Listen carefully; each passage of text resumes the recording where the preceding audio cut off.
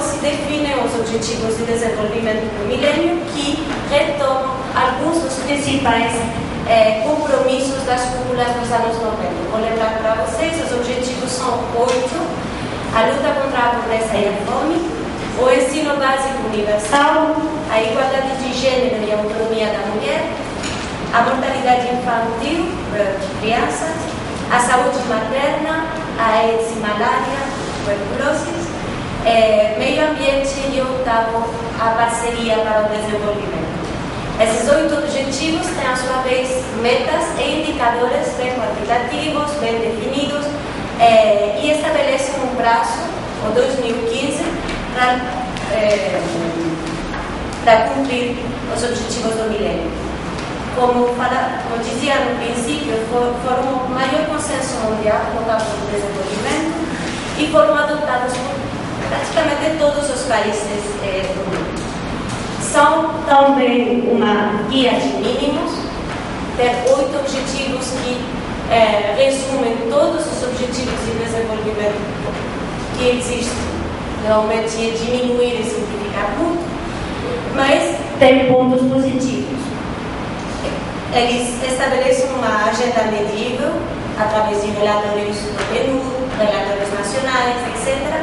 São objetivos muito realistas e conseguiram ser incorporados nas agendas de todos os atores do Sistema Internacional de Cooperação para o Desenvolvimento: Estados, organizações internacionais, sociedade civil, ONGs, até empresas transnacionais através de programas de responsabilidade social corporativa. 10 anos depois da adoção desses objetivos e poucos meses antes de ter a segunda cúpula de acompanhamento, que terá lugar em setembro nas Nações Unidas, o panorama é pessimista. Os avanços não são os esperados, ainda tem muito por fazer, sobretudo na África. No caso do Brasil, o relatório saiu em março e, segundo o relatório nacional, o Brasil cumpriria todos os objetivos.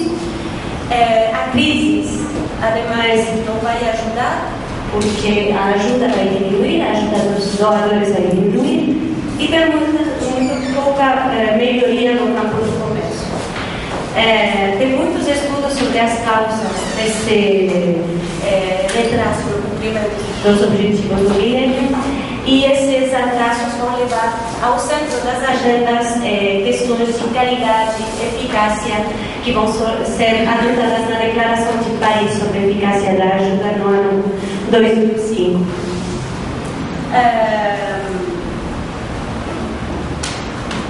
Os ODMs, eu falei já bastante sobre isso, têm alguns limites e potencialidades. Pontos positivos, esse consenso, ter uma agenda medível, ter uma série de medidas urgentes e necessárias no campo da pobreza. Em definitiva, é melhor ter os objetivos do milênio que não temos, mas ao mesmo tempo não é a melhor agenda que nós poderíamos ter no campo do desenvolvimento. E aqui eu vou passar a fazer algumas das críticas, ou apresentar algumas das críticas que se fazem a estes objetivos do milênio.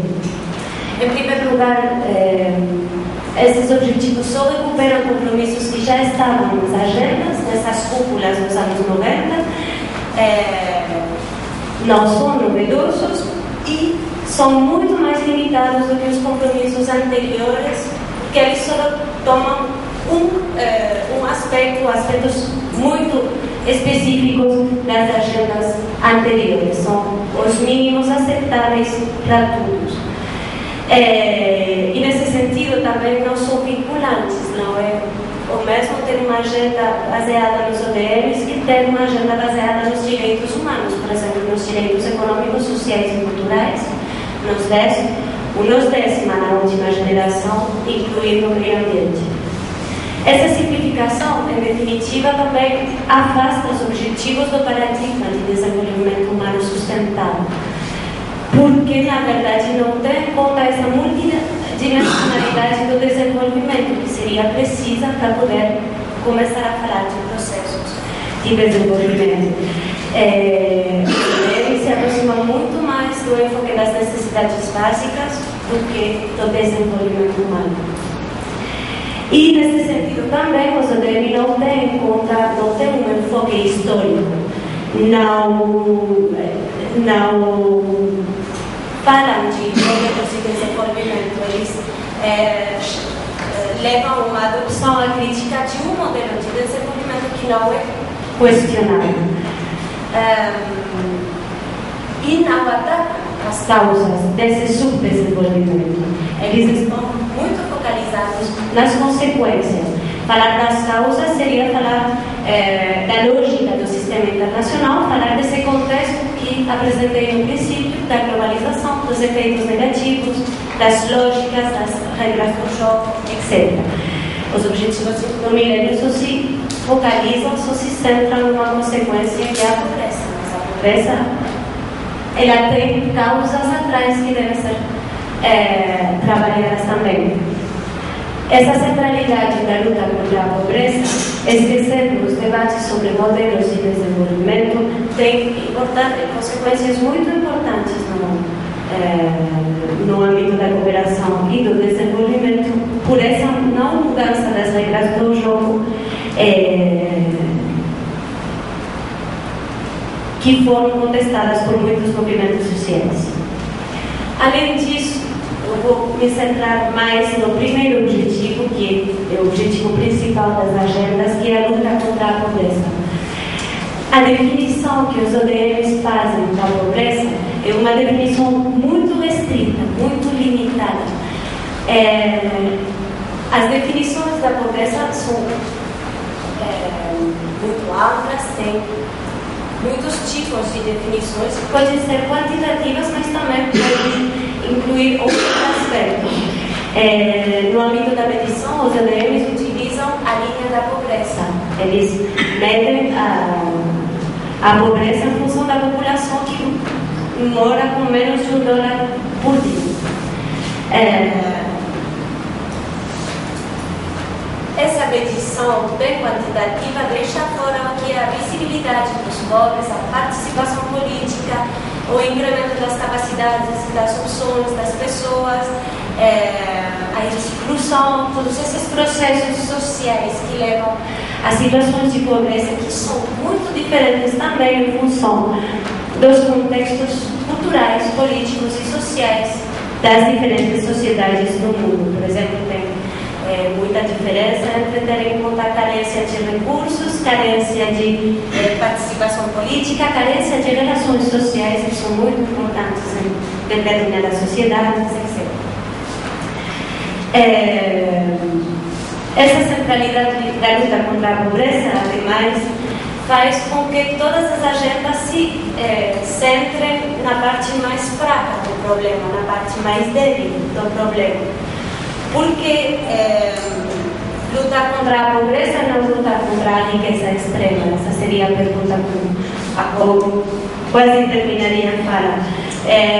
Lutar contra a riqueza extrema é muito menos popular entre as elites e os responsáveis da tomada de decisões, mas na verdade está na base das políticas de redistribuição da riqueza dos estados de bem-estar e dos programas de coesão social. Eu só queria ler umas palavras e aí eu vou passar para o espanhol de um autor do pós-desenvolvimento, Gilbert Rist, que diz assim: achacar la responsabilidad del problema a la parte más débil y después hacer desaparecer de ella quien se arroga la capacidad de plantearlo. Eso fase los objetivos do milenio.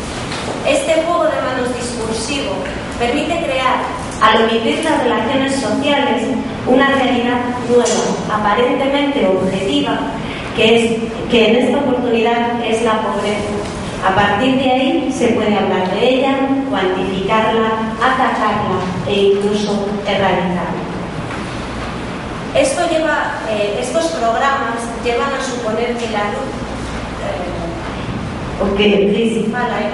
la lucha contra la pobreza se inscribe plenamente en el proyecto de mundialización de la economía, que aporta ese espíritu suplementario que tanto necesita para intentar calmar a quienes mediante manifestaciones espectaculares o protestas individuales, intentan oponerse a él, a ese sistema.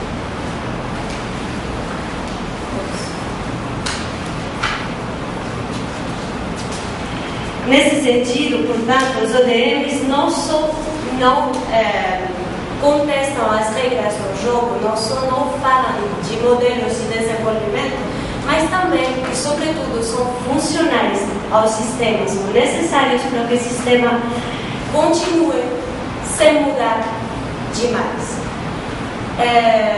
Muitos autores acham que esses objetivos, na verdade, são uma agenda de compensação social perante esses protestos dos anos, final dos anos 90 e do novo milênio contra as consequências mais negativas da globalização. Deixo isso para debater depois, se vocês querem.